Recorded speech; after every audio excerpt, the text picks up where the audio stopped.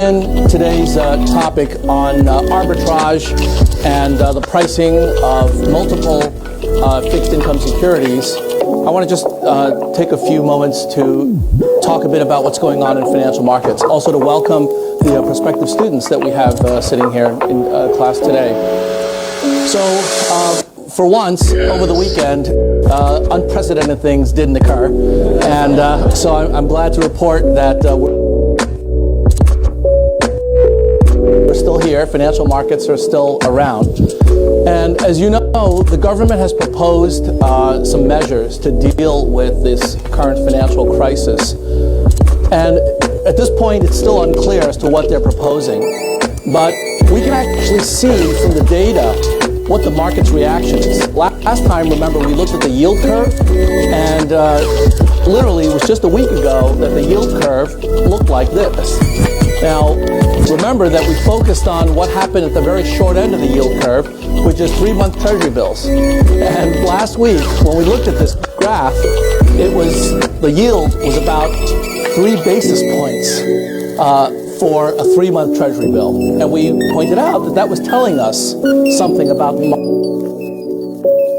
market. In particular, it was telling us that the market is panicking. Yeah. Are we sort of in this whole situation because looking at the market grossly mispriced? Well, I wouldn't say that it was looking at the market grossly mispriced things. The market obviously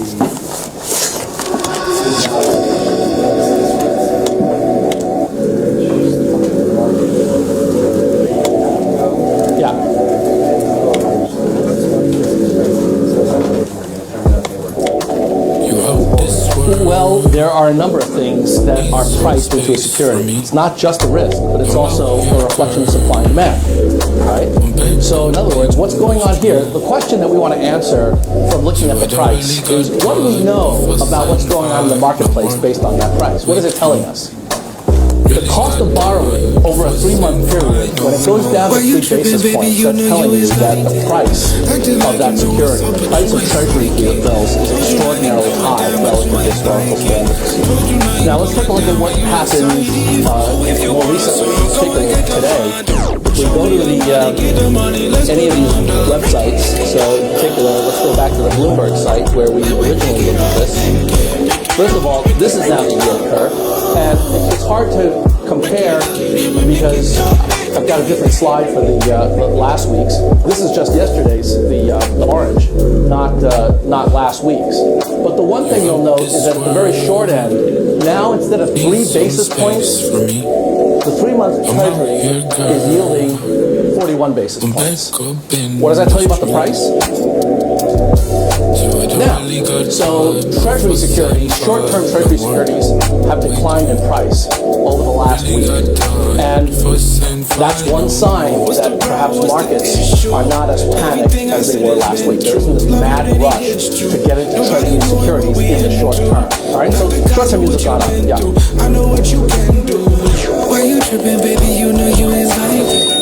Acting like you know what's up, but you ain't psychic. Told you nothing going down, but you ain't like it. Told you nothing going down when you excited. So if you want a song, go and get the money. Show me the money, get the money, let's go down. And we make it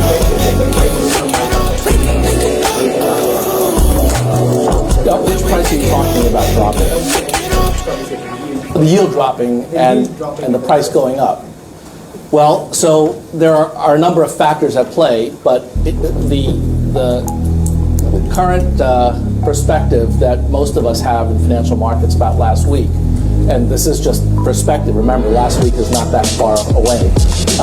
What happened last week by most accounts is that there was a very significant rush to the exits by investors. By rushing to the exits, I mean getting out of risky securities and into safer securities. And at this point, it doesn't seem like there's much of a safe haven other than U.S. Treasury securities, and in particular short-term securities, because you can get the money out over a relatively short period of time. So that's what the yield curve told us last week. That 3 basis points means that basically people didn't care about the yields. All they wanted to do was to get into U.S. Treasuries at almost any price. Okay? This week it's different. In particular, not only has the short-term yield gone up, so now instead of 3 basis points, we're up to 41, but look at the long end of the yield curve. Before, the long end of the yield curve, let me just go back and remind you what that looked like. At the 30-year, a week ago, the 30-year yield was 4%. Okay? Let's take a look at it, what it is today. It's now the 30-year yield, 4.37. That's another big movement. Why is that? Why would the yield for the long-term bond go up? What is the market thinking today?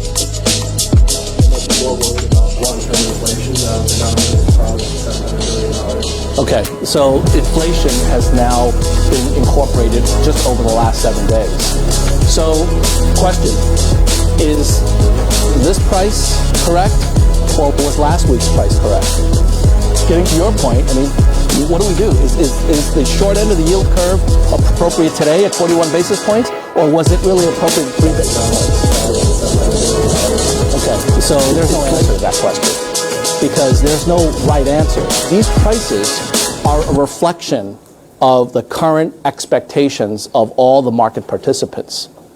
Right or wrong, it really reflects the combined either wisdom or fear or greed of the marketplace. And so our approach is to try to understand what that is. We want to explicate the information that happens to be in prices. But you have to understand that these are the same imperfect kind of prices that we came up with on day one when you bid for that little package. And it turned out that you got lucky and got an iPod for whatever, $45, but it could have gone the other way. And in fact, in the second class, it did go the other way. So we won't talk about that. The prices reflect all aspects of the economy, the rational as well as the irrational. And so last week, was it irrational for people to pull their money out from all sorts of investments and put them into Treasury bills? Well, this goes to the heart of why the Treasury acted so quickly and why Chairman Bernanke has said that he wants to get a quick resolution. Something very significant happened last week, and I don't know how many of you really got wind of it. Certainly the Treasury knew what was going on, and the Fed did, but it wasn't really highlighted in the newspapers in the way that I would have thought it should have been, given the importance. Anybody know what I'm talking about? Yeah. Well, that was one piece of news. The SEC mandated that for a period of time to be determined, we are not allowed to short sell financial stocks because they wanted to stop the kind of run that there's been on these securities. I'm going to come back and talk about it at the end of this lecture because we're going to talk about short sales. But that's not what I was referring to. That's certainly a concern, but that's not the major concern that I think the market is responding to. Yeah. That's right. Where was that coming from? What was going on with that? Why did that happen?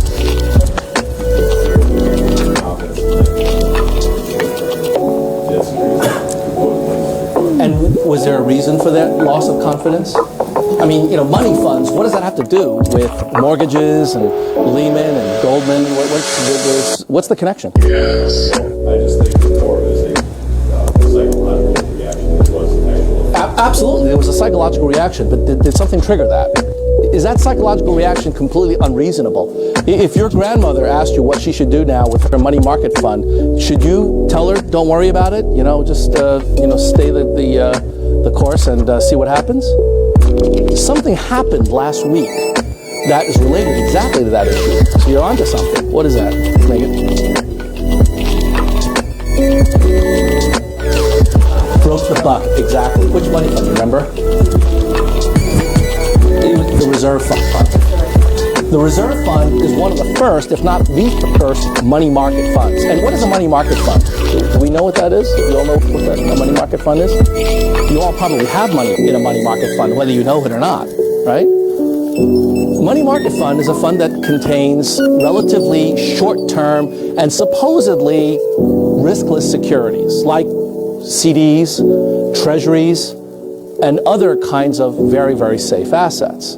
And what does it mean to break the buck? That for every dollar that the people invested in money market funds had invested, what they would be worth.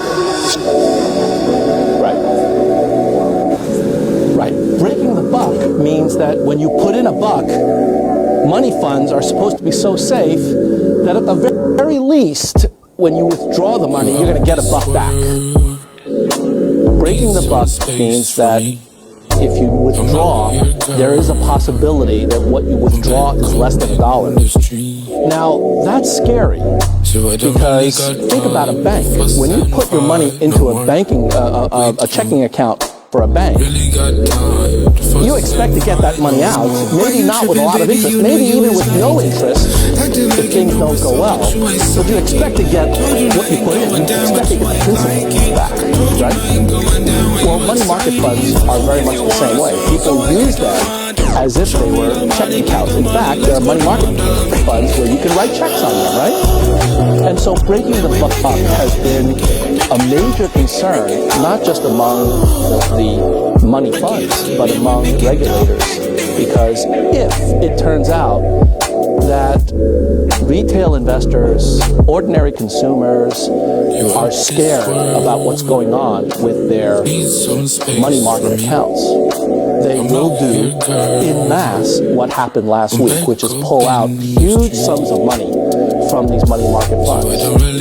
And as I mentioned earlier, no business can sustain a massive withdrawal of all capital all at once. It's just not possible for a business to be able to be conducted in that manner. If that happens, we will see mass failures of financial institutions that will make the last 4 weeks look like the good old days. And that's what the Fed is concerned about, that's what the Treasury is concerned about. And so the hope is that the measures that they put in place will calm the fears of the public. That's the first order of business, calming the psychological kinds of effects that these headlines have produced.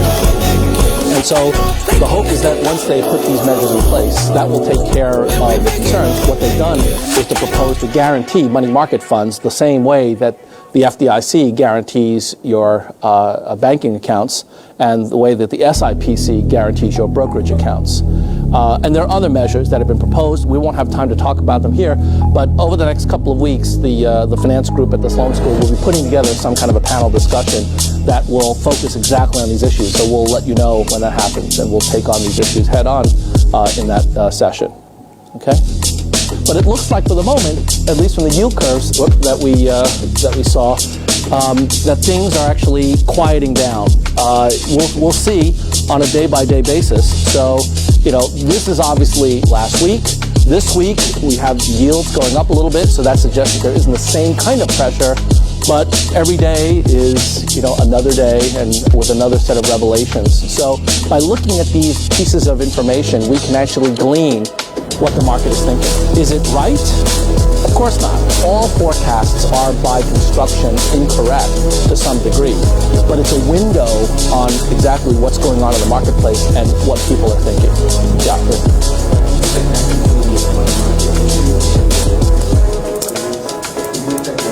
Yeah, sure. So the money market concern is that what people thought were safe apparently is not as safe as people thought. And the reserve fund breaking the buck. By the way, breaking the buck in that case meant that if you put in $1, when you withdrew, as of last week, you would have withdrawn 97 cents. So you'd lost 3 cents to the dollar, which may not seem like much, but if you went to your Bank of America ATM and you did a withdrawal, and for every dollar you put in, you get 97 cents back, you'd be pretty ticked off, right? So, it's something that is of great concern to retail investors. Anyway, so what happened last week was that, actually, the estimate, I think, is $90 billion. $90 billion of money came out of these funds in a week and were put into either cash in the mattress or were put into Treasury security, like the 3-month T-bills. That's what pushed the prices of those T-bills up and therefore depressed the yields. And now we're back to a somewhat more reasonable level. I say reasonable. Having this kind of a short-term yield of 40 basis points by historical standards is still pretty low. So there are still many nervous investors out there that are trying to figure out what's going on and are waiting for the Treasury to come up with something. This is another reason why Chairman Bernanke said we have to act quickly, because markets are not going to stand and wait for the Treasury or the Fed to do something. Markets will react. And if we wait too long, the fear of this breaking the buck could actually return. And then once you have a mass panic, it's very, very hard to stop that. Anybody who's ever seen one of these old Animal Kingdom type of movies about a stampede, if you've got, water buffalo stampeding, it's pretty hard to try to just say, oh, calm down, stop it, don't, slow down, you can't easily do that once it begins. So you've got to stop it before it actually gets to that critical point, and that's exactly what the government is trying to do. Yes? Like the prices went down, so now there's less demand, so it means people are more relaxed. Yeah. What if you say, like, if the interest rate went up, it means they are considering the treasury bills to be more risky, or riskier? Well, remember that treasury bills don't have any default risk, at least as far as we know. We have to be careful about stating all these unprecedented things that happen. The reason that treasury bills don't have any default risk is because what the Treasury security is an IOU from the government that says, I owe you a certain number of US dollars. And because the Treasury owns the printing press, they can always print out more dollars to give it to you, as long as you're willing to take it, okay? And at least from this graph, it seems like a lot of people are willing to take it. They really want Treasury bills right now, and they're happy with that. Maybe they're not happy with it, but that's the sort of the smallest of all the evils that they can think of in terms of putting their money.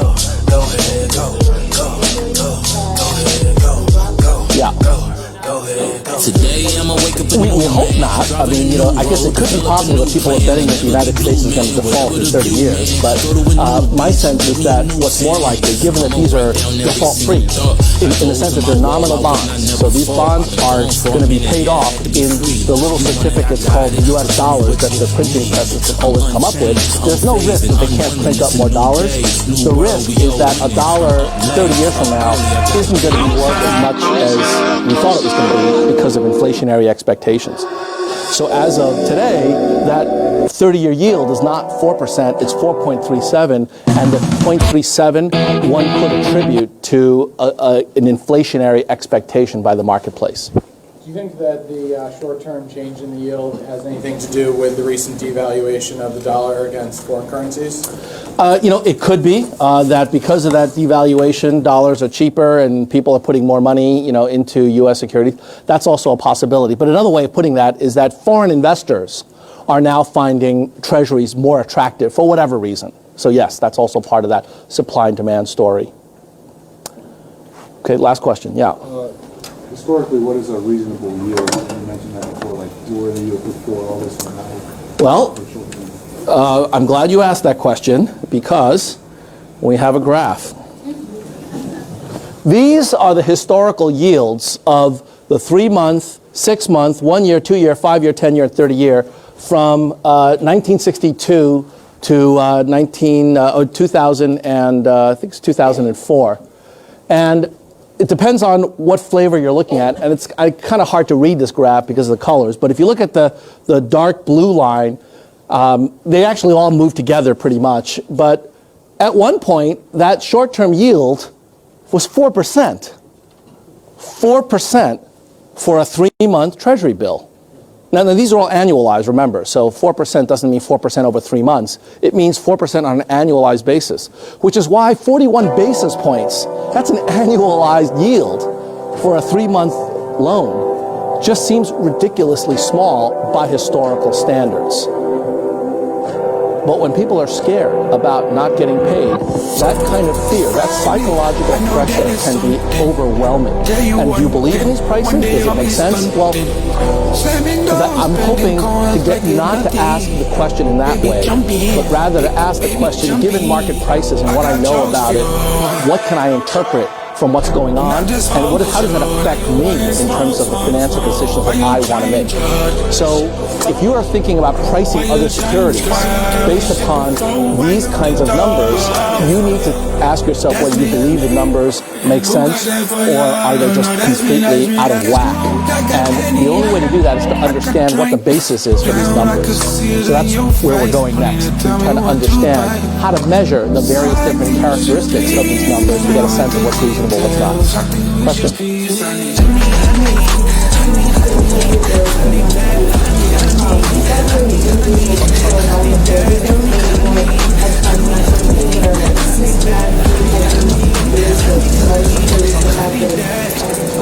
Well, obviously it's very difficult to tell because we don't see who's making the purchases and sales, but we can tell from certain mutual funds and other money market flows that it seems like most of the flows last week came not from hedge funds, but rather from retail investors that were taking their money out of these money market accounts and then putting them into certain mutual funds that buy only Treasury securities as well as Treasury securities directly. All of you can actually purchase Treasury securities directly. There's a website called treasurydirect.gov, and you can give me your credit card and register as a user and actually participate in Treasury auctions and buy Treasury securities. So it was a combination of those. But it really seemed like it was the retail sector, not institutions, not sophisticated hedge funds that were trying to do some kind of complex arbitrage. It was just investors saying, I'm really scared. I want to put my money into something that's real and that will be there. And so short-term Treasury seemed like an answer. And as we saw from last week, gold was the other answer. It's not an answer that I would propose for the typical investor because gold prices are quite volatile. And so you have to be very careful when you make an investment in that security or in that particular asset. But it is something that reflects the state of panic of the marketplace. And by the way, I'm telling you something that you probably already know in the sense that my guess is that deep down inside, all of you are feeling stressed out, right? I mean, you're probably stressed out about things like what's happening for the job market, for your career prospects, and so on. I would urge you all to take a deep breath and not get panicked about that because, as I said, this is the kind of dislocation that, while very traumatic for market participants today and for those on the losing end, there are as many opportunities created as there are taken away. And so my guess is that in a year's time, the job market is going to look extraordinarily attractive, particularly for those individuals that are trained in the science and art of financial analysis. So you're all going to be very well equipped for that, even though you may not feel that way right now because of what's going on in the marketplace. So I wouldn't panic, certainly. And by the way, you can see the opportunities that are already being created. Warren Buffett just spent $5 billion purchasing a stake in Goldman Sachs. And we're going to talk about that in a couple of lectures when we do common stock, because I want to use it as an example of getting a good deal, in markets. I mean, first of all, Warren Buffett, given as the success he's enjoyed as an investor, you know that when he plunks down $5 billion in cash, he's probably doing it for a good reason, not out of charity. And by the way, Goldman raised another $5 billion from additional rights issues. That's $10 billion of capital that they raised relatively quickly. Also, Nomura is in the negotiations to purchase certain assets of Lehman Brothers. Lehman has a terrific franchise and has some very significant operations in Asia as well as in the US. And it's a very smart move on Nomura's part to take advantage of that. So these are the kind of opportunities I'm talking about. And when Nomura buys Lehman, they're going to have to hire people in order to run the operations, because you can bet that the whole dislocation ended up shaking loose a number of very talented professionals from those organizations. So they got to hire. It's going to mean the next 2 or 3 months there may be some difficulties in getting the attention of these organizations, because they're in the midst of trying to figure out exactly what kind of organization they are going to have when all the dust settles. But there are plenty of opportunities that are being created today, including, by the way, the opportunity for the U.S. government to take advantage of all of these distressed assets. So one of the things that you should be careful about, when you read that there's a $700 billion bailout, that is somewhat misleading in the sense that, first of all, we don't really know at this point exactly what the $700 billion will be for, how it will be used, or how it's dispersed, or is it really $700 billion? A lot of it depends upon how the money is spent and also what happens to housing markets. There is a scenario that I can imagine where the actual amount expended is either zero or negative. In other words, the government actually makes money from the current state of the markets because they can buy assets very cheaply, hold on to them forever until they pay off, and then gain the kind of profit that the original financial engineers were expecting but could not take advantage of because of this liquidity crunch. So we'll talk about that over the next few lectures because we're going to develop some techniques to be able to illustrate how these kind of arbitrage strategies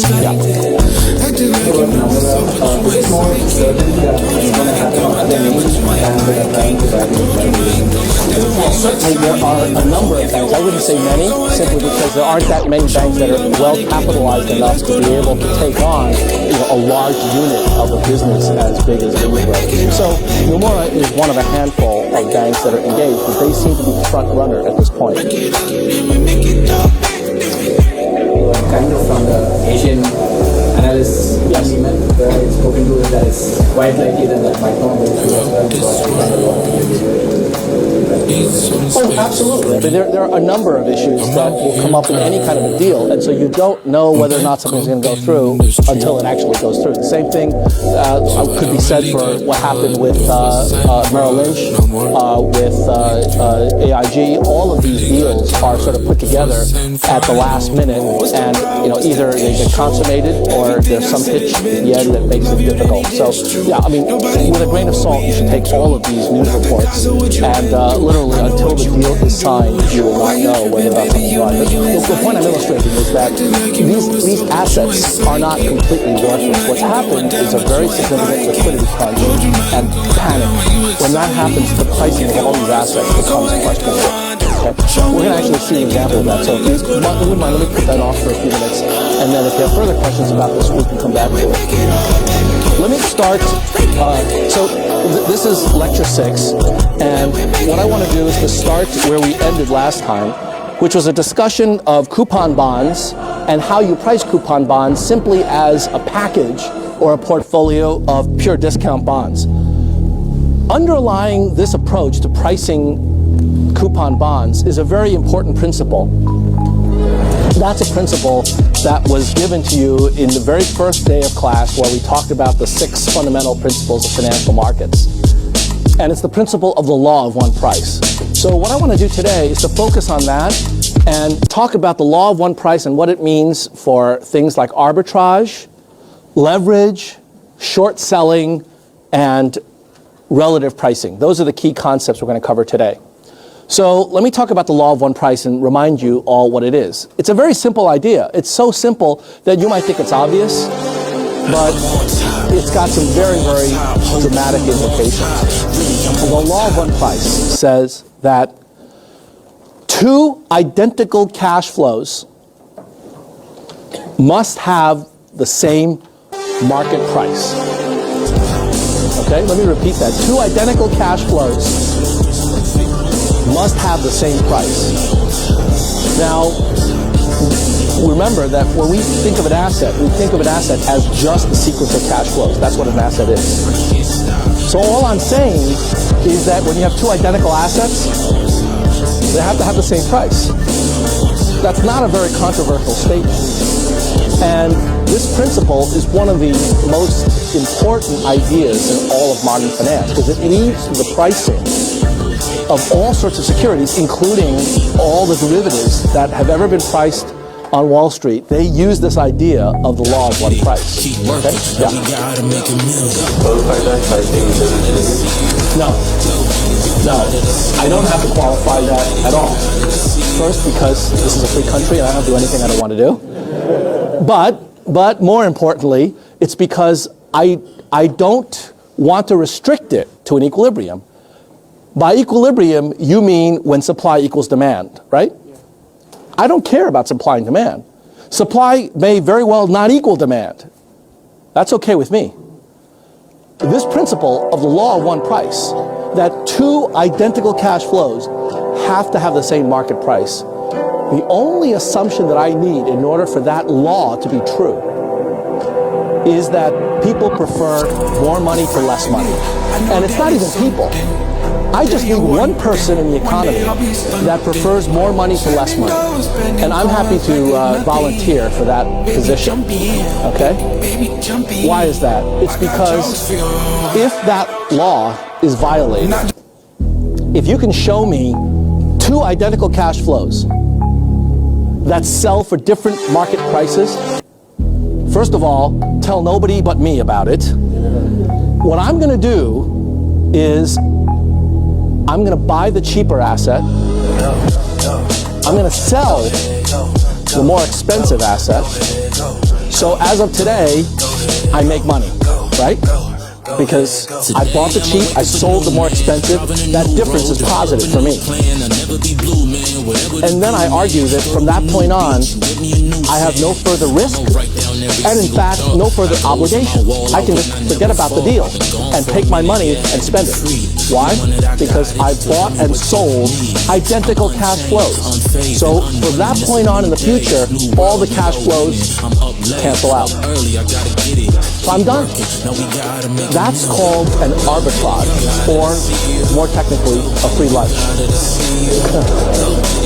I've been able to create money out of nothing. It doesn't assume supply equals demand. It doesn't assume any kind of mathematical formula or any kind of instrument. All it assumes is that more people prefer more money to less. Auction the iPod, Yes. then the only difference between an auction package and the concealed package was that in one case you basically did not give enough information, Right. And it wasn't reaching a fair value. And so, Wait a minute.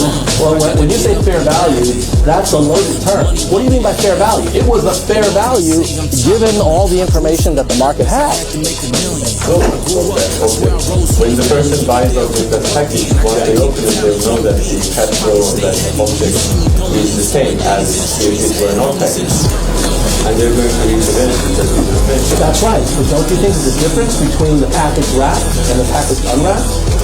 Yeah, one of them is, I mean, it's just like a factory which will produce the same stuff, but it's valued at the market at a lower price than what it is. Right, but one factory can tell you how it produced it, and another factory did. You think that they would sell for the same price? Factories, but their future cash flow and the revenue would be the same. Only if it turns out that, as a matter of fact, it is identical. But you don't know that ahead of time. You can only price something with the information you have. Okay? So when I say two cash flows are identical, I'm saying that we acknowledge that the cash flows are in fact identical, and we know that they're identical. If I put two packages up front in the room, one is an iPod and the other one is wrapped. So it looks like an iPod, it's got the same shape, the same dimensions, but it's wrapped. Would you say that they're identical? You can't know that. If you knew that, then you would price it accordingly. By the way, that gives you a very important piece of information. Suppose that I did that experiment. I had the iPod that was clearly unwrapped and it was an iPod, and then I had another package that was the identical dimension but it was wrapped, okay? And I auctioned them off, and it became clear initially that the two were priced at about the same. Well, if you saw that, you would then know that it was quite likely that what was in the wrapped package was the same as what was in the unwrapped package, right? But the only reason you would know that is because somebody in the audience apparently bid the same price. Now, why would they do that? Either they're knuckleheads, or they know something that you don't know, and now that you looked at the price, you actually learned something about what's in there. So what matters for pricing is what the entire market knows. Not just what you know, but what the entire market knows. Now, going back to this arbitrage, let's not worry about informational asymmetries. So let's assume that we all know exactly what there is to know, which is that these two securities have the same cash flow. If they have the same cash flow, they've got to have the same price. And that's exactly what we saw last time with this example. Same cash flows, and therefore they have to have the same price. If they don't have the same price, then instead of feeling upset and despondent that somehow finance theory is in question, the most exciting thing for a finance professor is to see that this theory breaks down. Because then we actually can go transact in the marketplace and make money. So if the law of one price fails, instead of calling me up and complaining about it, you should call me up and tell me what it is so I can take advantage of it. All right? It's a great thing. And here's the example. This price of a coupon bond is got to be equal to the prices of the discount bond multiplied by the number of bonds you need in order to yield an identical cash flow. Okay? Now, if you have an identical cash flow, the left-hand side has to equal to the right-hand side. If it doesn't, if the price of the left-hand side is greater than the prices of the right-hand side, then you should feel very happy because what you're going to do is to make money. Now, how much money are you going to make? Well, let's see. What you're going to do is you're going to buy the right-hand side. You're going to buy those bonds, and you're going to sell the left-hand side bond. So what you make is that difference, right? Because you're buying, you're spending a certain amount of money. That's the right-hand amount of money. And the left-hand side is what you're going to get. And so you're actually going to be able to make that difference. But here's the key. When you make that difference, it's not a risky investment. There is no risk. By the way, how much money did you have to spend? How much of your own personal wealth did you have to commit to this trade?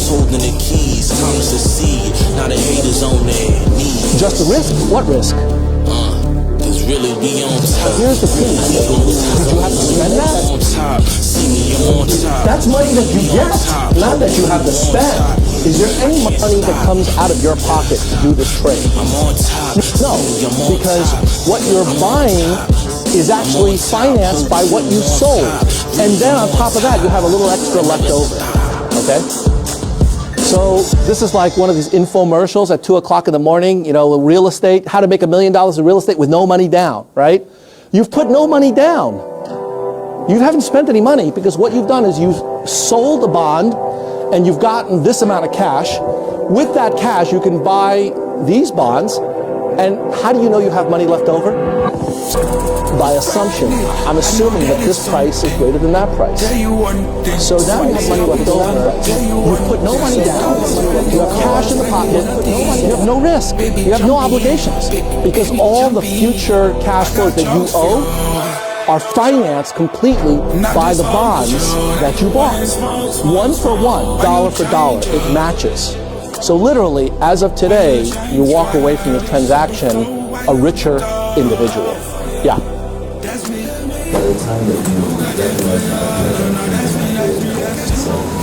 Well, let me get back to that. That's an interesting point. The question is, can these things really exist? Because once they do, it's almost too late because they're gone.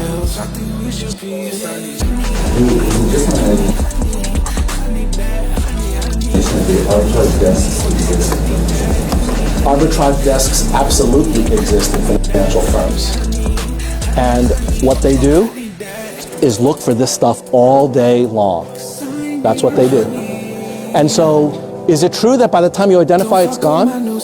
Well, it's true if you're a finance academic, as well as a retail investor.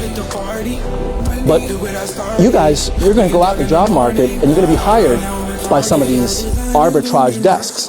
So you're going to be doing this. In fact, you're going to be doing something quite a bit more complicated. I'll get to that in 1 minute. And before I do that, I want to make sure that everybody's with me about this arbitrage. Yes? Any assumption that there's no transaction cost? Very good point. Yes, in this context, there's an assumption that you can buy and sell freely with no transactions cost. Obviously, in the real world, there are transactions costs. You've got to stick those in and figure out whether you can still make money with transactions costs. Now, one form of transactions cost is not a numerical cost, but it's the friction. What do you have to be able to do in order to do this transaction? What financial operation do you need in order to be able to get this deal done? Yeah. Well, you have to be able to short sell. Short sell, right? Remember we talked about short selling last time. That's selling something you don't own. So you have to borrow the bond from somebody and then sell it and get those proceeds. What if it were the case that somebody imposed a constraint that you can't short sell? Who would ever do that? Well, we've seen what happens in the marketplace that can generate that kind of a constraint. What happens if you can't short sell? Yeah. Put up the cost. What's that? You need to put up the cost of the. Well, in fact, yes, you need to put up the cost, but it really defeats the purpose, because if you're going to buy the bond and then sell the bond, you haven't really done anything, right? This arbitrage argument relies on the fact that you can sell something you don't own by borrowing and shorting it and getting the proceeds and then giving it back to the person you borrowed whenever they want, okay? If I don't allow you to short sell, this argument doesn't work anymore. And what that means is that this pricing relationship, this left-hand side has to equal the right-hand side. That relationship goes out the window. For the next several weeks and possibly several months, finance theory is going to be on vacation because the government has suspended short sales for certain securities. And so the kind of force of markets that drive prices towards not an equilibrium, but a pricing relationship that does not depend on equilibrium, but depends on the law of one price, that goes out the window if you can't short sell. Yeah. I guess I'm just wondering to see why the Treasury, looking for insight on this, why the Treasury wouldn't just be the short interest on short sales so high that it's prohibitive, but if you really wanted to short focus the instruments to hedge portfolios, could do that if they wanted to pay that. You know, that's a fantastic alternative. I think that would have been far better. You're absolutely right. Increase the cost of short selling by raising borrowing costs. By the way, when you short sell, as we said last time, it's not free. People aren't going to lend you the security for free. They're going to charge you for it. So what if instead of forbidding it altogether, why not just triple the cost or quadruple the cost? Therefore, only people who really, really need to do it will do it. The problem with that is more of a political one. The political problem is that we want these evil doers, these short sellers, they're driving the prices of financial securities to stop their bad activities. And so what we're going to do is to mandate by law that they can't do that. Now, that may be a reasonable thing from a political perspective, but it's not a reasonable thing from an economic perspective, because what it does is it disrupts relationships like this, pricing relationships like this. Yeah. In case the borrowing cost is for the few fixed stocks or securities, the bank selling liquidity, and the shorting is for these stocks, raise the interest rate just for that. Well, if you're the government and you're in a time of crisis, it seems like you can do anything you want. So, I mean, practically, yes, you can say for all financial stocks that are on this list, we will now charge an extra high rate of interest for borrowing those stocks. And in fact, there exists a mechanism even before this rule was put in place that for certain stocks that are, quote, hard to borrow, that's a technical term that Wall Street firms, brokerage firms use. Securities that are hard to borrow means that they're very actively traded and it's very hard to find a counterparty that's willing to let you borrow it from them. The hard to borrow stocks typically are lent out at a premium. So they are charged higher prices for those that are very, very popular.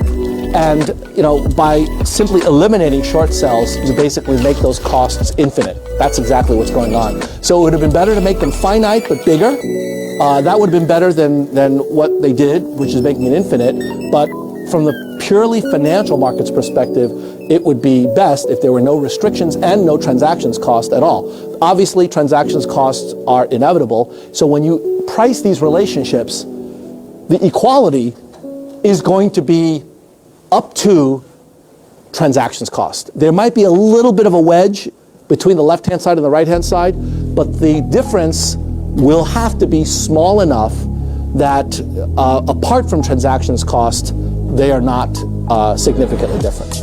Yeah. Because they also stop the shorting because of some illegal transactions or misinformation. Well, if it were illegal transactions, the way they should have done it is to prosecute the illegal parties as opposed to stopping short sales for everybody, right? That would be a far more effective way of dealing with illegal activities. That's not what they were concerned about primarily. The SEC has an enforcement division whose sole job it is to check on all the kind of transactions that may have occurred to see whether or not there's any kind of illegal activity going on. It wasn't the illegal activity that prompted the short sales restriction. It was really the concern that financial firms were being pounded by short sellers that were betting on them failing. And the more pressure that they impose on the stock price going down, down, down, the more likely it is that people would lose confidence and then all of a sudden stop doing business with it. You know, in many ways, that's what happened with Bear Stearns, at least from the historical record. It seems like what happened was that there was a rumor that Bear Stearns was not going to be solvent, even though they didn't have any particular pressure to pay certain debts at that point in time. And somehow that rumor grew into general fear, and the short sellers got in and started shorting the stock. The stock price went down. People looked and said, "Oh my God, the stock's going down. I better take my business elsewhere." And everybody started doing that. And once everybody started doing that, the firm began having great difficulties in maintaining a business. Yeah.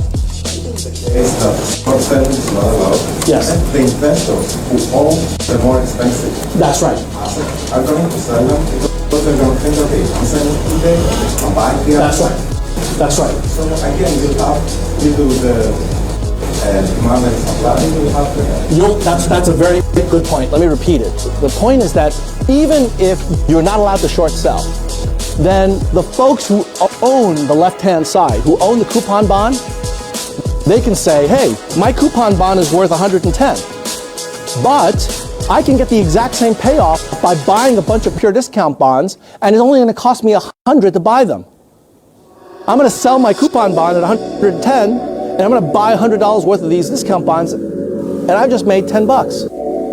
Now, that can happen as long as two things occur. One, the person who owns the bond knows about this, and two, they actually want to take the trouble to do the trade, or they're able to do the trade. The problem is that most of the folks that bought the bond on the left-hand side are pension funds that are not in the business of doing these kind of arbitrage transactions. So they're not trying to do that. All they want to do is they've got a bunch of pension plan participants. They need to pay out their benefits. They've got contributions. They just want to match assets to liabilities. They're not in the business of doing this kind of high-speed transaction. So what that means is that you're still right that if they realize this relationship is there and they are in a position to do the trades, they will sometimes.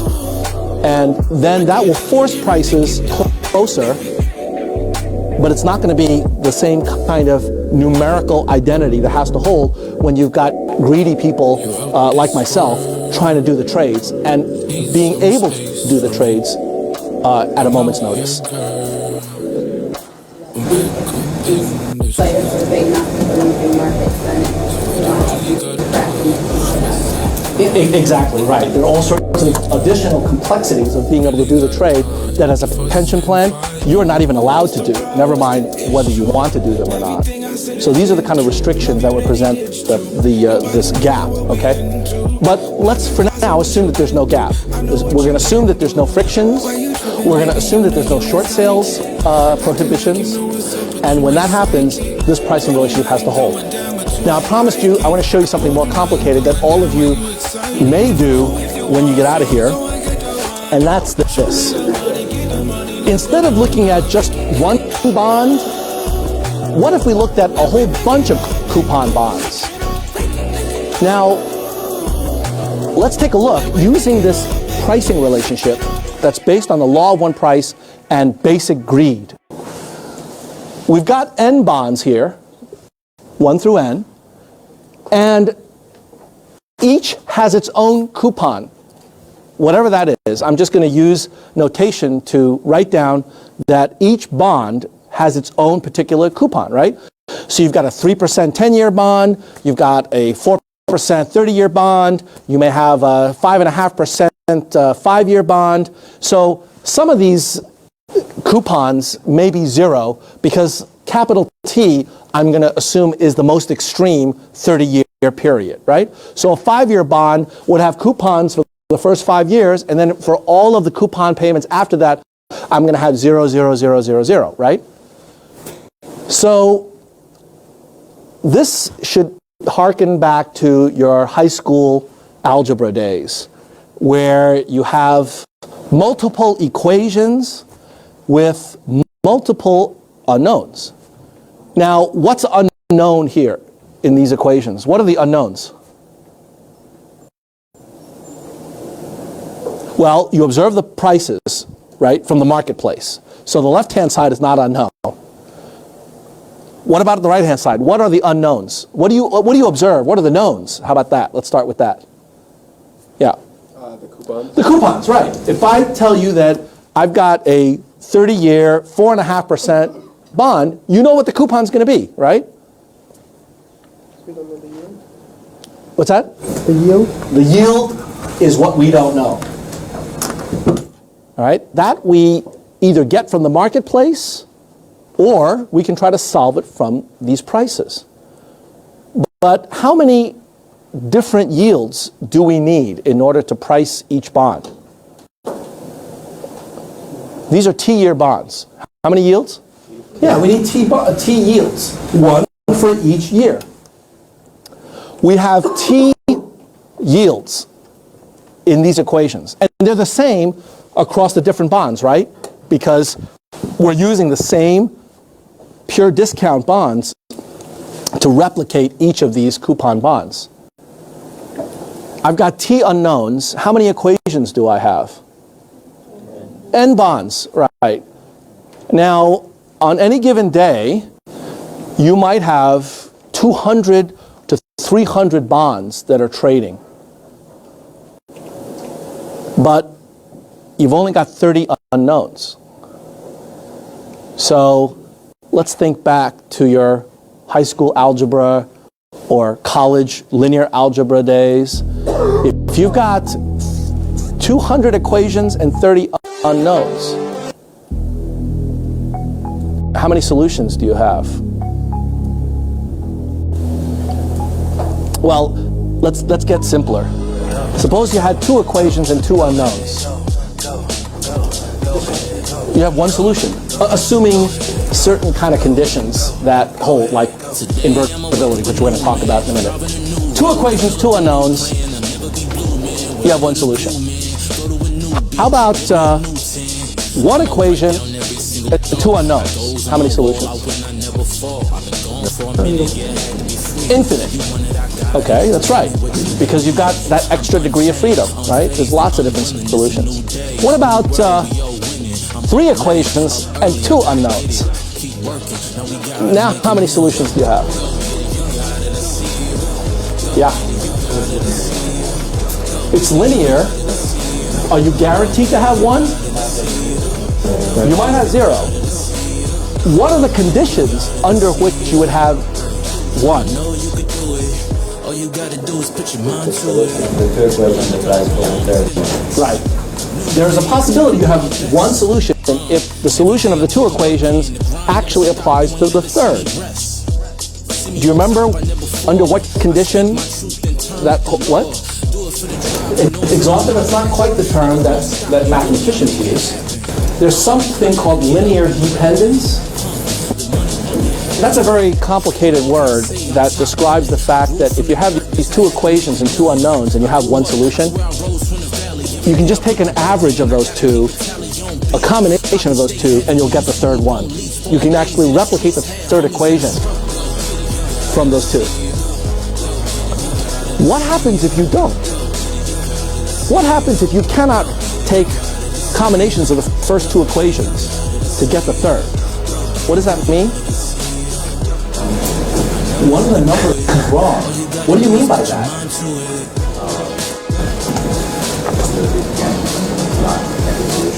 It can't be a solution.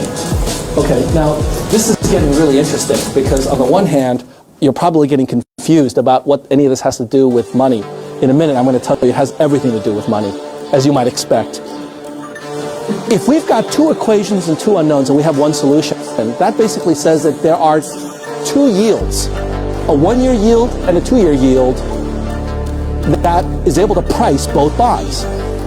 And that better be the case because we're going to use these two yields to replicate the bonds, and so this kind of a relationship has to hold. Now, if we add a third bond, and those same two yields that work for the first two bonds, they don't work for the third bond, something's wrong, right? It means that this third bond, its price does not satisfy the relationship between those two yields. That's evidence of a mispricing. Something is wrong. But in this case, what's wrong is that there's something mispriced between those two bonds and the third. So when you run into a situation like that, and we're going to give you an example in the problem set when you come across that, what that means is you should be extremely excited as opposed to depressed in math class. You know, gee, there's no solution.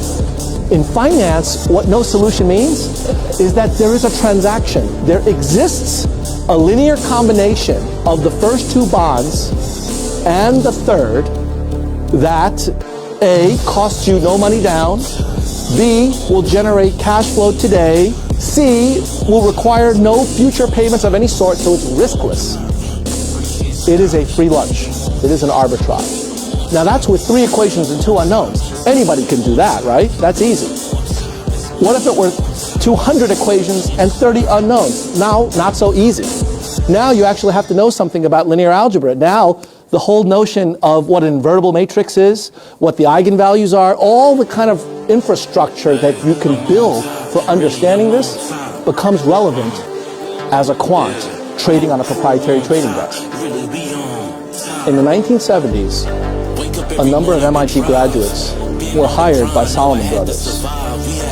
They knew very little about fixed income securities. They knew the basics, which is what was taught here, but they didn't know much about market realities and practice. And so when they went to solve their three equations and two unknowns, they observed inconsistencies. And they didn't do three equations and two unknowns. They did 200 equations in 30 unknowns. And in the 1970s, that was not easy to do because we didn't have PCs, we didn't have Excel, we didn't have a lot of the tools that we have today. And what they did was they took these simultaneous linear equations. This is high school algebra. Even back then it was high school algebra, okay? And they just cranked through and looked for mispricings, looked for no solutions. And they found a lot of cases with no solutions. In one of the years during the 1970s or 80s, one of these MIT grads was paid an annual bonus of $22 million for doing this, for solving simultaneous linear equations. So this is an extraordinary, and if that was what he got paid, you imagine what he generated for Salomon Brothers. It was a lot more than $22 million. This activity is known as fixed income arbitrage. There are many other versions of it, but this is the plain vanilla version. And by the way, the plain vanilla version, it still works in the sense that occasionally, if you're quick enough and you have the right tools, you can identify mispricings and take advantage of them quickly. It doesn't last long, so you're absolutely right, it doesn't last long. But the person who gets paid is the person who can do this the fastest and is able to understand the interrelationships among the securities. And you can understand now why retail investors have no chance of doing this kind of thing on their own. That's something you definitely don't want to try at home, okay? I know you guys have MATLAB and you can do matrix inversions, but there are lots of other frictions, transactions costs, and imperfections that you have to build into this analysis. But once you do, all sorts of interesting things start popping out. A question? Yeah. A couple reasons why this does still exist. Like, why hasn't the arms race between everyone narrowed it down to basic efficiency? Well, it's actually much narrower now than it used to be. So, in fact, the market has gotten much, much more competitive. But it's not down to zero precisely because there are frictions and other aspects. For example, some of these bonds, they have weird features, like they're callable. Or in some cases, they may have certain types of other requirements and market institutional imperfections that require you to build in those constraints when you do the analysis. And so it's really about who has the better model. And frankly, there's an arms race that's been going on for the last 3 decades as to who has the fastest computers. The first supercomputer that was ever installed on Wall Street, a Cray 2, was installed at Salomon Brothers, doing simultaneous linear equations, among other things. And so this is where technology has played a really big role in the developments of market prices. Another question? Okay, so this very, very simple idea, and again, it is simple, has all sorts of important ramifications for the pricing of bonds and other securities. What that tells us is that market prices have all sorts of information that are incorporated into it. And one of the things that we want to understand is how to interpret that information. In particular, the first thing I want to do is to understand the risks, all right? Because we talked about the fact that some of these market prices may have missed the risks that were implicit in some of the trades. And so the question is, why and how? How do we measure the risk of a bond portfolio? So what I want to do is to now look at the market price of a bond in terms of a function that has inputs and the price is the output. And I want to ask the question, what kind of fluctuation in the input will yield fluctuation in the output? You know, we now know how to price these things. We now know how the relationships must work from a present value approach.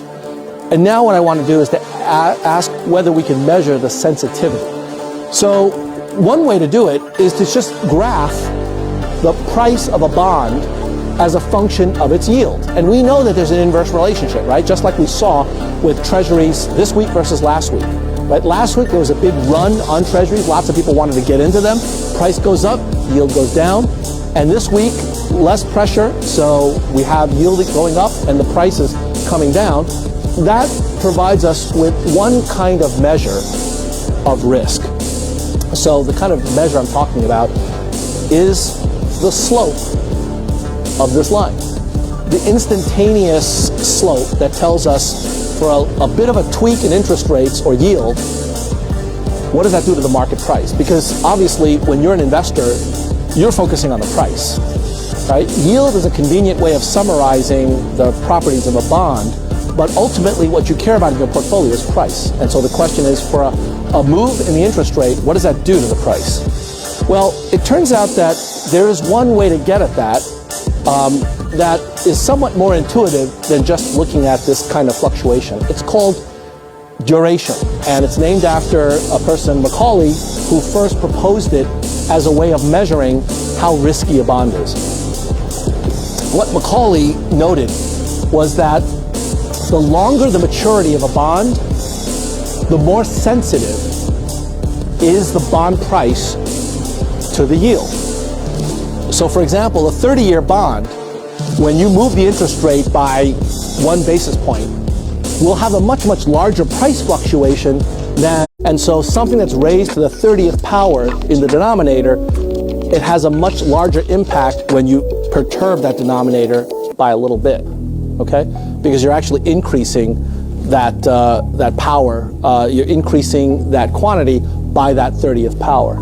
Well, so if that's the case, if it's the case that the longer the maturity, the more at risk you are per basis point of interest rate fluctuation, then why don't we just measure the average duration of the bond?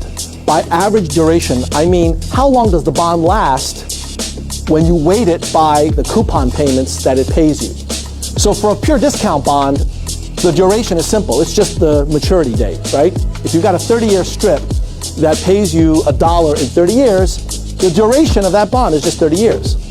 But what if you had a coupon bond that paid you coupons all along the way?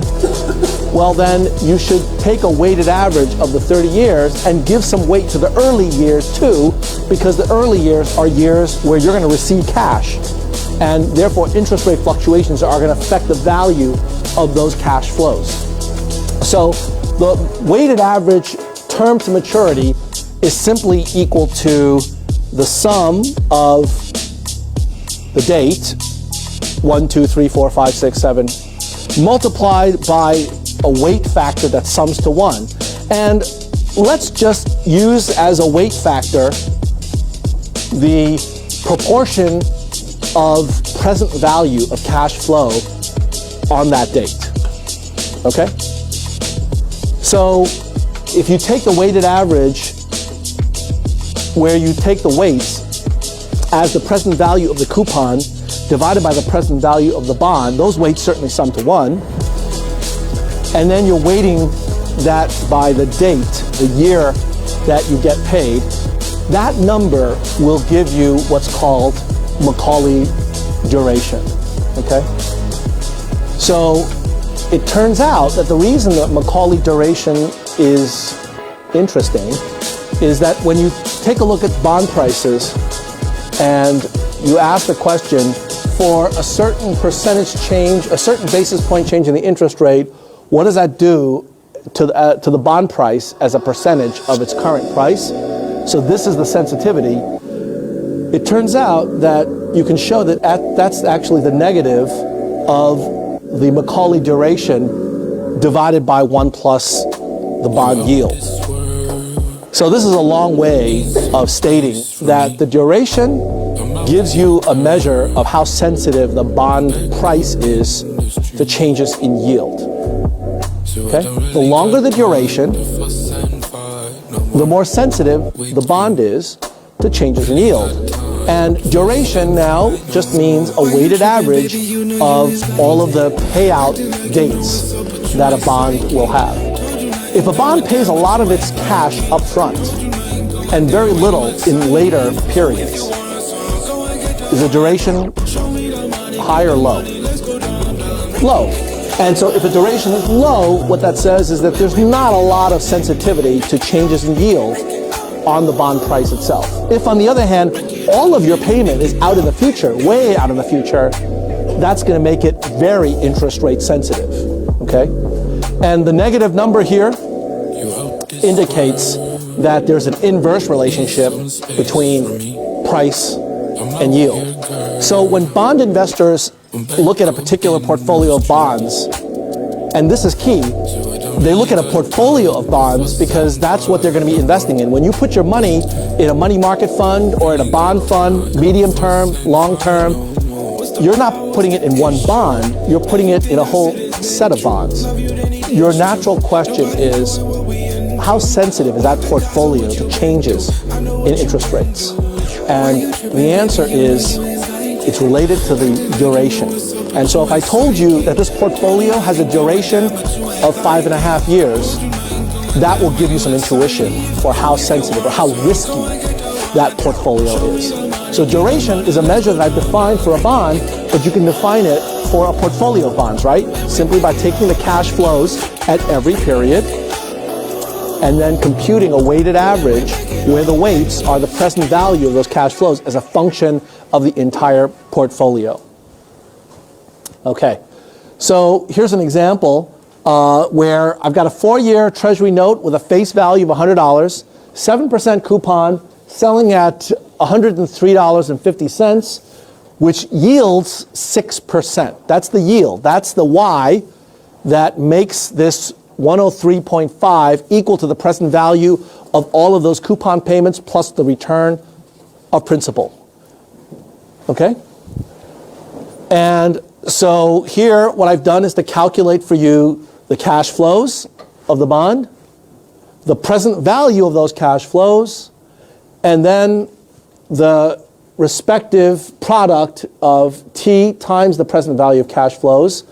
So you can actually compute for yourself that duration number, and you can get a sense of exactly what that is.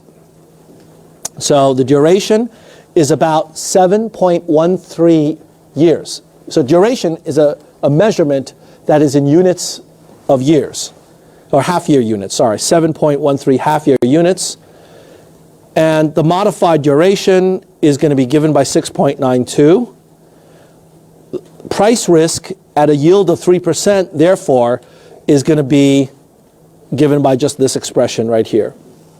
What that says is that if the yield moves up by 0.1%, or 10 basis points, the bond price is going to decrease by 68 basis points. That will give you a sense of how exposed you are. If you have very long duration portfolios, that means that you're going to be in for a wild ride as interest rates swing around a lot. And if you're willing to take on that risk, that's great, but you're going to be at least compensated for that. Okay. Macaulay duration, you can compute it in this way. For intra-year coupons, that's a very straightforward calculation, so you want to make sure you know how to do that.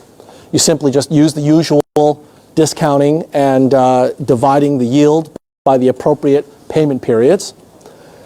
And now, the last concept that I want to cover today is convexity. Convexity is another measure of risk. It's the second derivative. What it measures is how the sensitivity itself changes.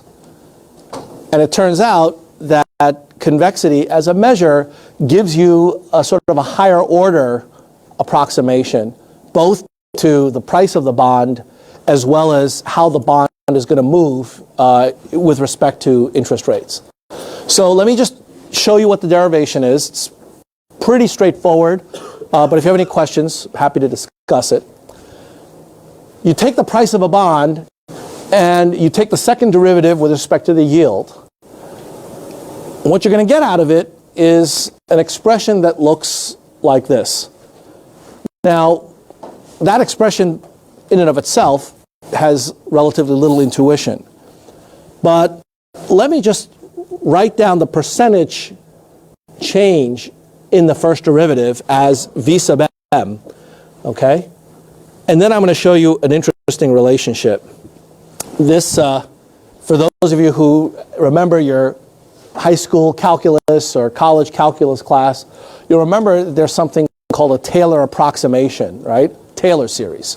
This is a method of approximating nonlinear relationships using polynomials, right? Powers of the variables in question. If you took the bond price as a function of the yield, right? It's a nonlinear function, of course, because you've got that discounting going on. Then you can ask the question, how can I approximate the bond price as a function of the yield if I'm willing to take a couple of terms of the approximation? And when you do that, you get what may look like an awful expression, but actually it's quite beautiful in its own right. What this says is that the price of the bond at a new interest rate, at a new yield, if the yield changes, then the price of the bond at the new interest rate is going to be equal to the price of the bond at the old interest rate multiplied by a factor of something or other. And that factor is going to be given by 1 minus a term that's a linear function of the yield plus another term that is a quadratic function of the change in the yield. So this is what I mean when I say this is a second order approximation to the pricing relationship. And this basically gives us a way to figure out when yields move, what does that do to my portfolio? Now, you might be thinking, gee, this is an awful long way to go to try to figure that out. Can't we just, use an Excel spreadsheet and then, move the interest rate and then, recalculate and see what that does? Today you can, but in the 1970s, you couldn't. You didn't have that ability. So much of this framework was developed in the 1970s because people wanted to have easy ways of not only pricing bonds, but figuring out what the risk of their positions were as bond traders. And to do that quickly is very difficult. You remember the story I told you about when I got a mortgage, 20 years ago, and the bank loan officer, just could not figure out what my mortgage payments were. She had to go look for a book and try to thumb through what those calculations are. Well, imagine if you're a bond trader trading literally every minute of the day. And there was bond trading going on in the 1970s, believe it or not. You have to figure out these pricing relationships, and it was not so easy. So a number of mathematicians came up with these kind of relationships for bond prices. In fact, it's funny, bond pricing is actually quite a bit more of a mathematical art than equity pricing, simply because with a bond, there aren't that many moving parts. And so they are subject to mathematical analysis like this. Whereas with stock prices, since there's so many factors impinging on it, the actual tools that we use are quite a bit less complex, at least from a historical perspective. So the purpose of this is really just to approximate the risk of a bond portfolio. You want to know when you change yields, what that does to the portfolio, and you also want to know if the yield changes in volatility, what does that do to the portfolio? So this first term here, this term tells you about shifts in the interest rate. What this term does is tell you about fluctuations or volatility of interest rates. And it turns out that volatility has an impact on bond portfolios, as does changes in the level of interest rates. Just looking at this, can anybody tell me off the top of their head what direction this goes? In other words, if you are holding a bond and interest rates rise, we know that bond prices will fall. But what if the volatility of interest rates rise, as they have over the last few weeks? Yields have bounced around a lot more lately than they have in the past. What does that do to a bond? Does it make it more valuable or less valuable? Let's put it that way. How do you know? Less? More? We have some volatility here. Okay? Take a look at that expression. V sub m is going to be the second derivative.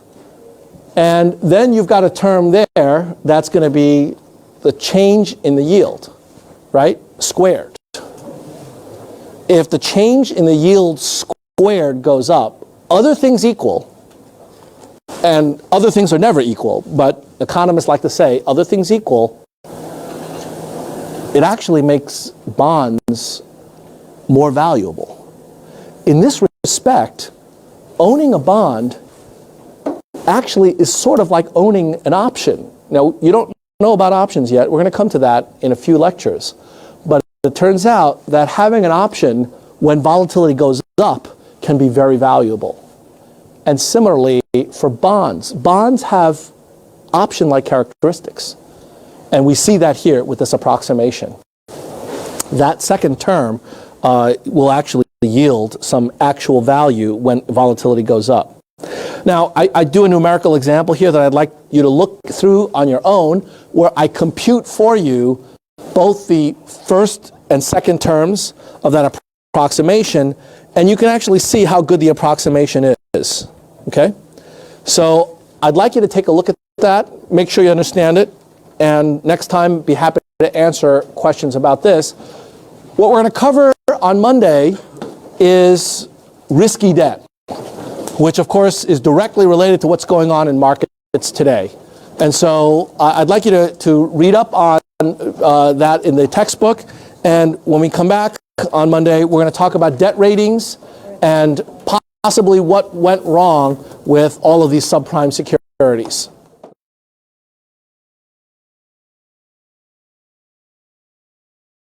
The following content is provided under a Creative Commons license. Your support will help MIT OpenCourseWare continue to offer high-quality educational resources for free. To make a donation or to view additional materials from hundreds of MIT courses, visit MIT OpenCourseWare at ocw.mit.edu.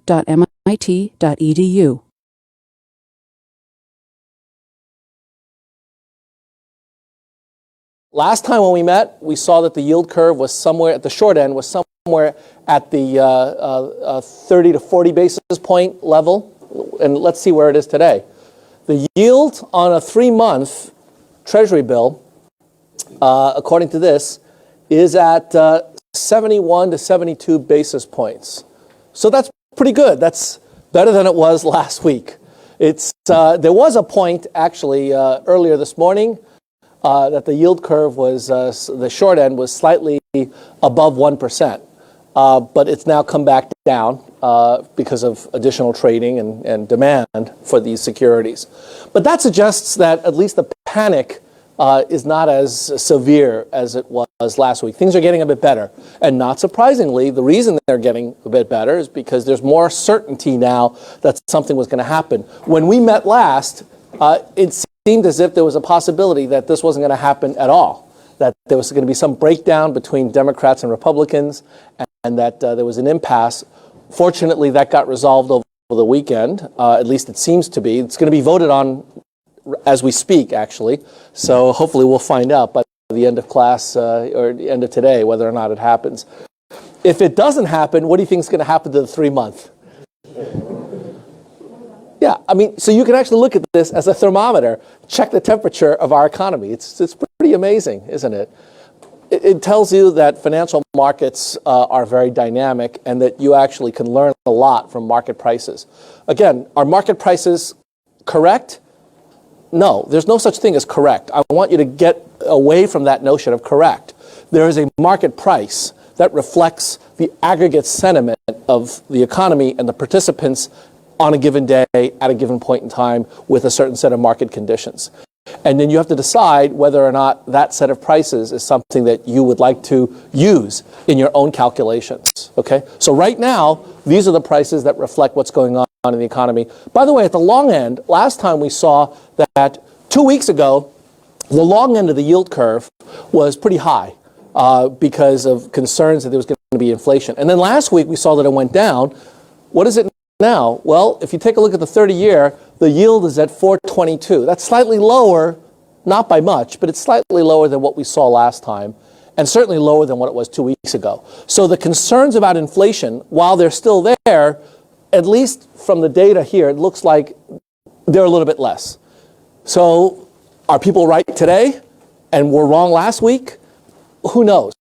The point is that this reflects what the current market sentiment is.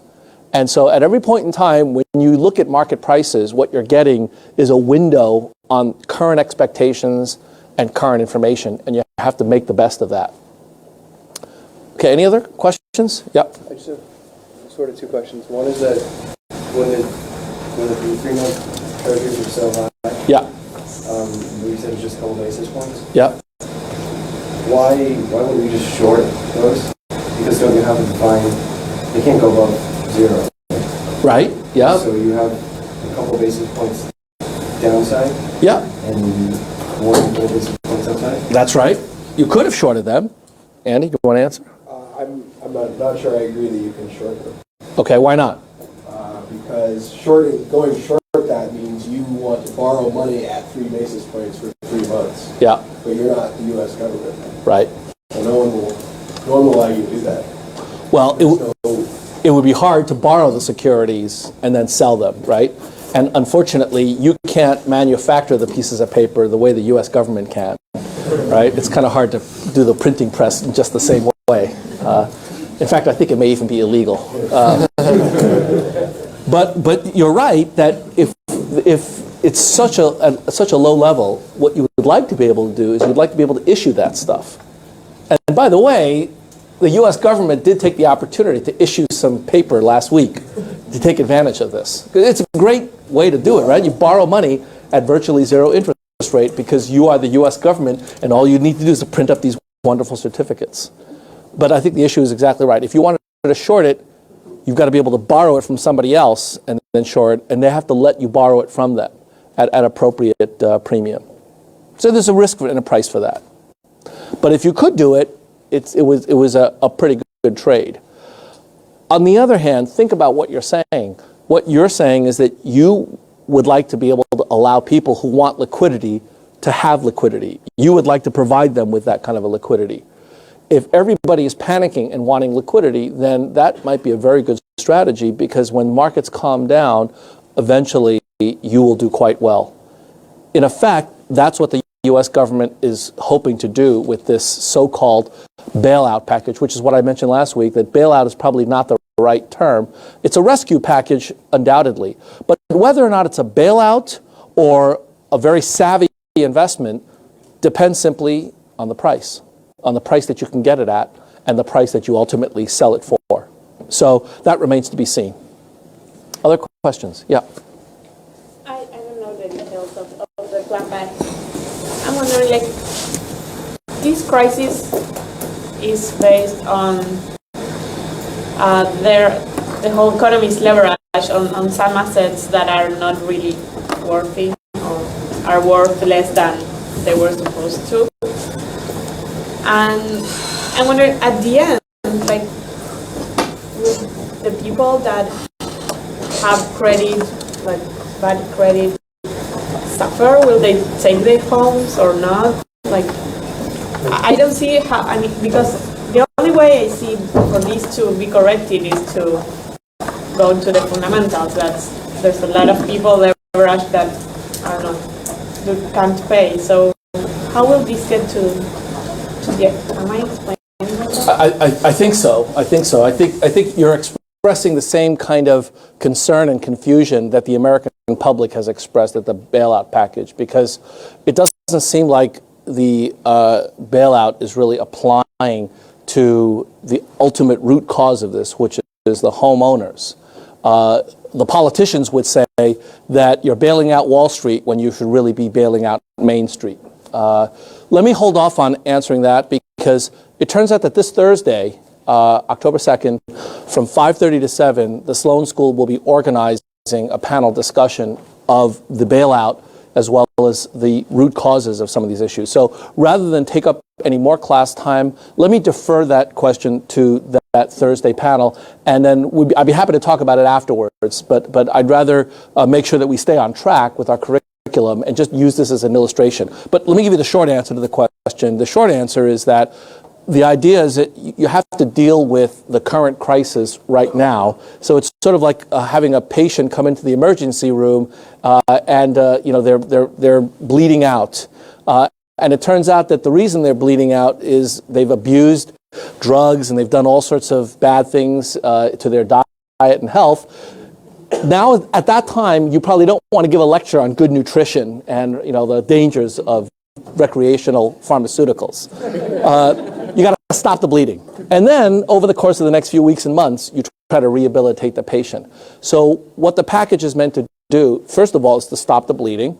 And then over time, we're going to have to address exactly the issues that you raised. And that's part of what the proposal was trying to do. That's why it took them time to put it together. It's easy to figure out how to stop the bleeding.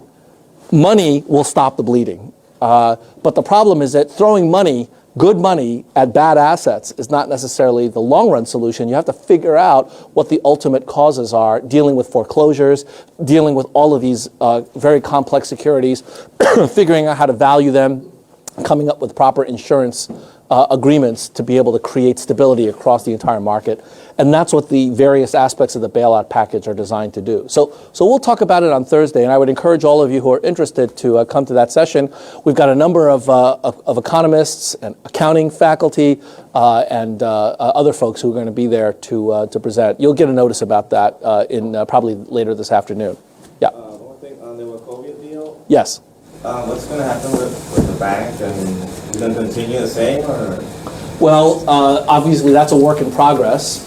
It looks like most of the units of Wachovia will be sold off to Citigroup, but there are a few units of Wachovia, including A.G. Edwards, which is a broker-dealer, and Evergreen, which is another broker-dealer, that will remain separate and will be freestanding. So that will not be acquired by Citigroup.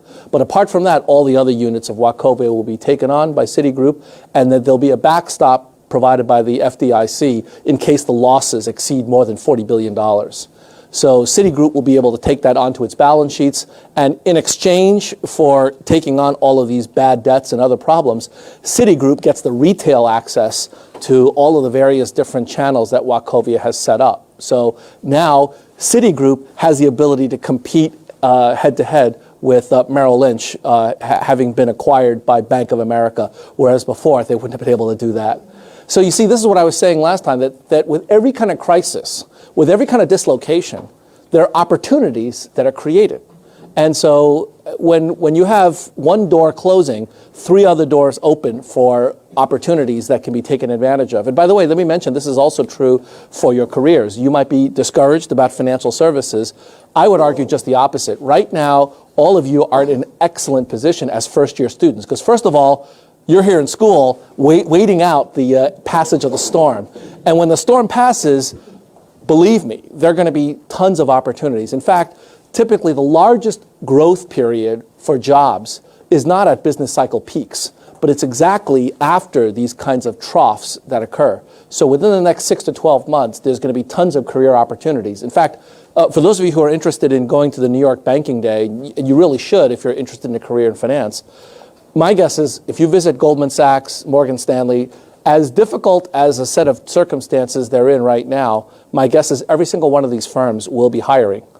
And the reason they're going to be hiring is because they want to take advantage of the opportunity to cut costs and to hire younger, more energetic employees to be able to, really beef up their future generations of human capital. So they're going to be making an investment in that.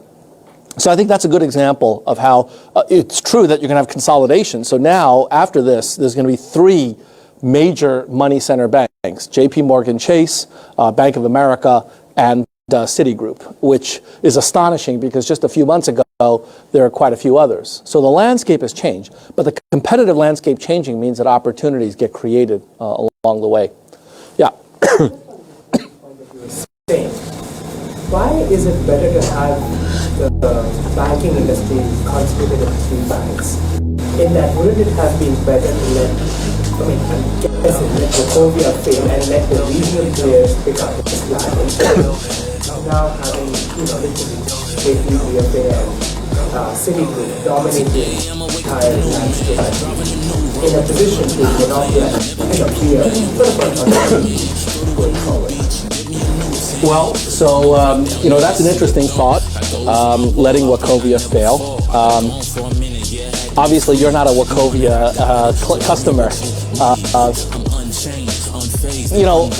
I think that what's happening right now is that there's a great deal of sensitivity, not only on the part of Wall Street, but regulators, to stem the tide of a mass financial panic. We talked a bit about that last time. The reason that regulators and the government sprang into action was not because Lehman went under, or AIG went under, or any of these other large organizations. The reason that finally got them over the edge of moving to do something substantial is because the reserve fund, a retail money market fund, broke the buck.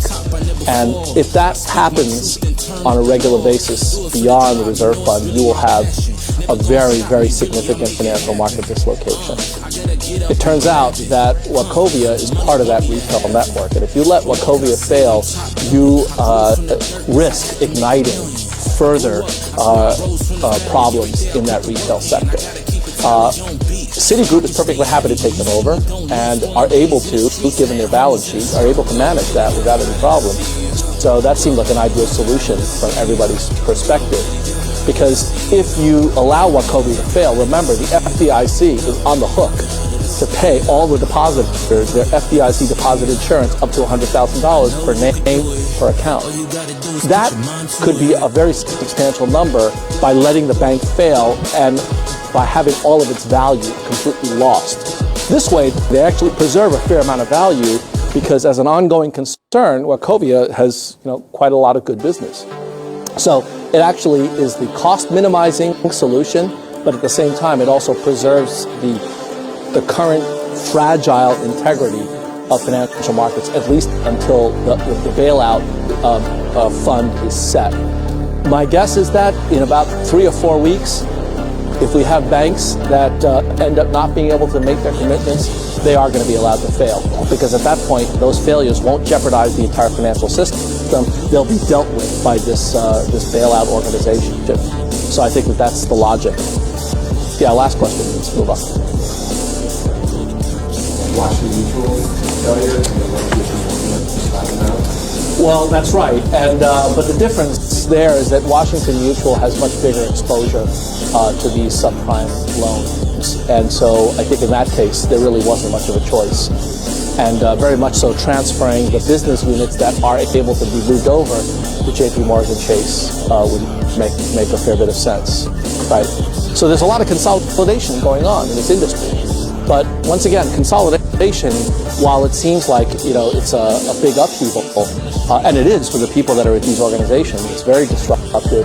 The fact is that these kind of disruptions are part and parcel of how businesses grow and develop and more over time.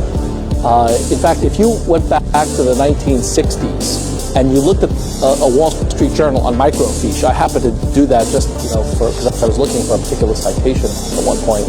If you look at the advertisements in the 1960s, or even 15 years ago, you look at the advertisements in the Wall Street Journal in those days, there are names of financial institutions that you've never heard of that were really big institutions back then. So it's rare that we have institutions that survive for 50, 75, 100 years. It's part and parcel of how businesses develop. And the key is to focus on the process by which businesses change. So, when we start talking about equity valuation, we're going to see that by looking at income statements and balance sheets together, we can see not only what's a good business and what a bad business, but we can also see how businesses evolve over time. And it's that evolution that we hope to try to bring across to you in this course. I want to show you how it is that you can understand the dynamics of changes in business conditions, because that really is I think, the key to a lot of what you can use in your own career.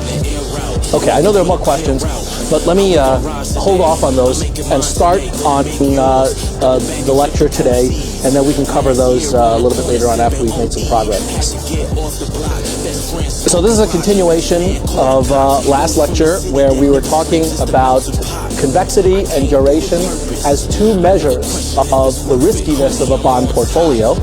And I concluded last lecture by talking about the fact that if you think about a bond as a function of the underlying yield, then you can use an approximation result that says that the bond price as a function of yield is approximately going to be given by a linear function of its duration and a quadratic function of its convexity. So we have an approximation that says that the price of the bond at a yield y prime is going to be equal to the price of the bond at a yield y multiplied by this linear quadratic expression. And really the purpose of this is just to give you a way of thinking about how changes in the fluctuations of a bond portfolio as well as the curvature of that bond portfolio will affect its value and therefore its riskiness. Okay? These are just two measures that will allow you to capture the risk of a bond portfolio. So I have a numerical example here that you can take a look at and work out, and you can see how good that approximation is. This is an approximate result that the price at a yield of 8% is going to be given as a function of the price of the bond at a yield of 6% multiplied by this linear quadratic expression. And the actual result of the bond price, now that we have high-speed digital computers that can calculate all of this at a moment's notice, you can see the difference. It differs basically by about a penny. A penny is not a big deal, but when you're dealing with billions of dollars, actually, a penny is a pretty significant amount. So what you want to do is to make sure that you use the right formula to calculate it. I wouldn't argue that you should use convexity and duration to do any kind of bond pricing analysis, but for a quick and dirty method for getting intuition about how risky a bond portfolio is, the two questions you ought to ask somebody is, what's the duration and what's the convexity? And with those two numbers, you can develop a kind of intuition for how the bond price is going to move in response to underlying changes in the yield curve. And right now, we see that the yields are changing pretty rapidly. The Treasury yield curve, at least at the short end, is bouncing around depending on what happens every day in Washington. And so if you have that sense of the short-term yields changing, by looking at convexity and duration, you can get a sense of how sensitive your portfolio might be to those kinds of exposures. Okay, the last topic I'm going to take on is now corporate bonds. Up until this point, the only thing that we've focused on has been default-free securities, namely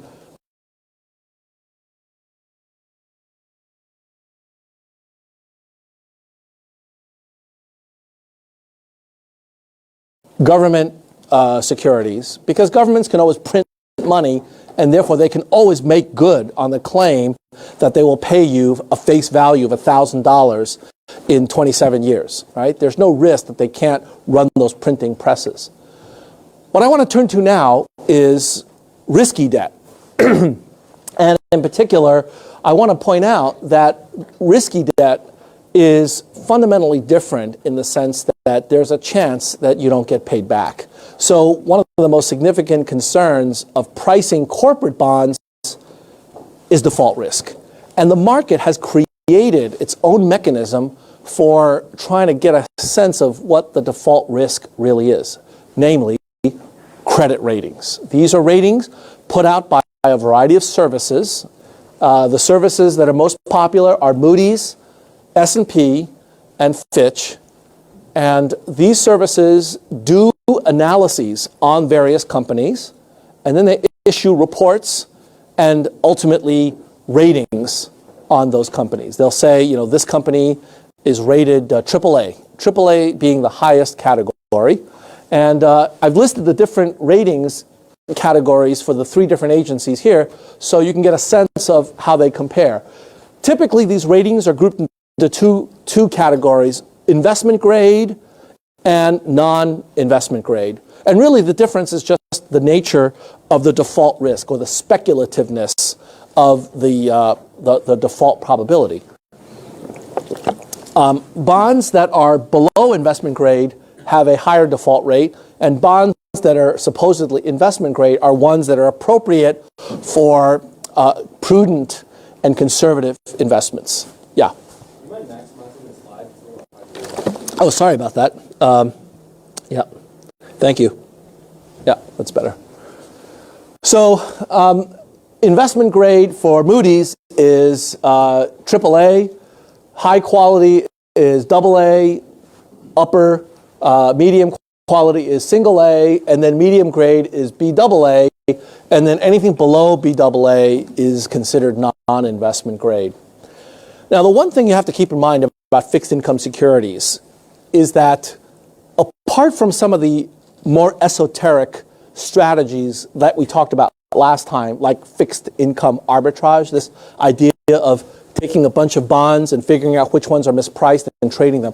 Apart from those strategies, most people invest in bonds not because they want exciting returns. All right? If you want exciting returns, you put your money in the stock market or real estate or private equity or other kinds of exciting ventures.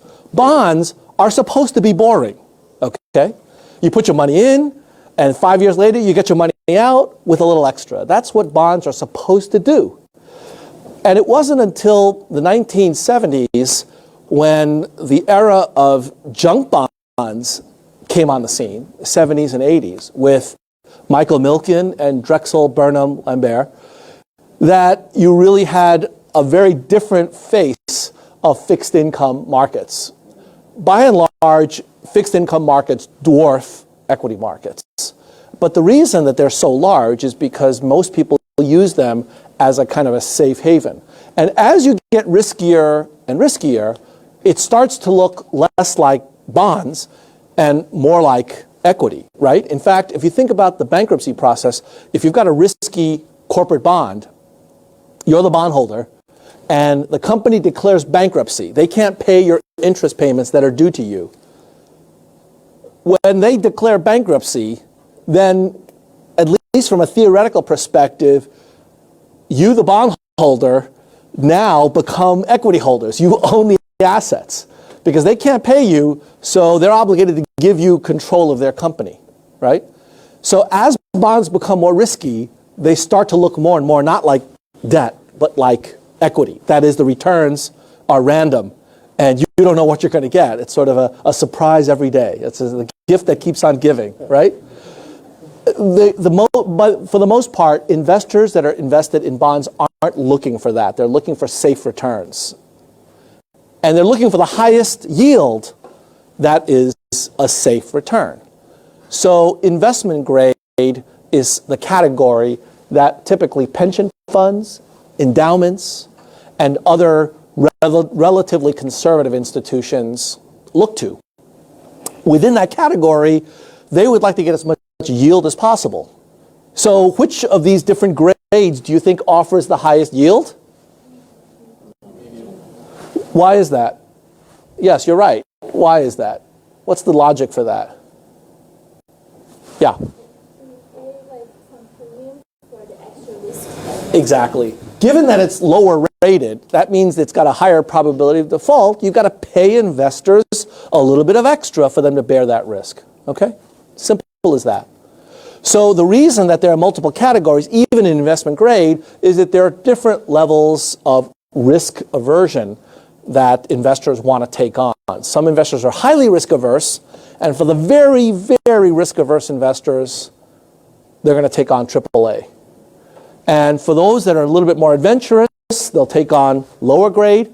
And for those hedge funds who are looking for lots of risk and lots of return, they're the ones that are dealing in the non-investment grade issues, right? Those are the ones where you have relatively large returns, 15 or 20% returns. You didn't think you can get a return of 15 to 20% for bonds, but you can if there's a 5 or 10% chance that you won't get anything, right? So when you do get paid, you get paid well, but you don't always get paid. So that's the categories that are developed by the various different ratings institutions. And once you get a rating, that allows you to approach investors and say, okay, this is what I'm looking to get for my corporate bond, and what I'm hoping to get is commensurate with the risks that we're bearing. Here's a little history of the yields on Moody's BAA bonds minus the U.S. 10-year Treasury yield. So this spread tells you what the difference is between a very safe asset and a BAA asset, which in this category is just above non-investment grade. So it's the lowest grade that you can get and still be passing. You know, this is sort of like the 65 or something of junior high school and high school. So that spread between BAA and U.S. Treasuries is an indication of the risk premium implicit in the default potential of a BAA bond. And look at how it's changed. In the 1930s, this spread was about 7.5 percentage points. That's a big spread by today's standards. Now, of course, by today's standards, literally today, things are different. And, you know, we may be getting up there soon. But let's take a look at where we were, at least as when the data ended, which is back in 2005. At the end of this data set, the credit spread was maybe 1.5% to 2%. That's at a near historic low. Now you can see that there are a little bit of a blip every once in a while. December 1987, this is after the stock market crash of October 87, right? You see a big blip going up. And September of 1998, after LTCM, that goes up. And then, of course, credit spreads widen over here. September 11th happened 2001 over here. And so credit spreads got as high as something like 3.5%. And now, prior to what's happened over the last several weeks, credit spreads were at a close to all-time low. What does it mean when credit spreads are really low? What does that tell you? What is it saying? Yeah, Maria. The risk perceived by the market is lower than... Right. That's one interpretation, that the market is perceiving the default risk as not as significant as it used to be. Another way of interpreting that is that the investment population